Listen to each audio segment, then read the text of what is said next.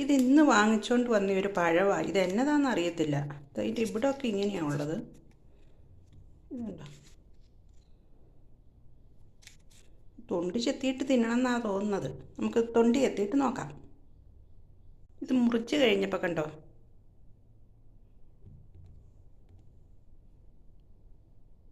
അതിൻ്റെ ഞെട്ടങ്ങോട്ട് അടന്നു പോകുന്നു. ഇതാ കണ്ടോ, ഇത് കണ്ടോ, ഞാനത് ഓരോന്ന് മുറിച്ച് 4 കഷ്ണാക്കി കഴിച്ചു നോക്കാം.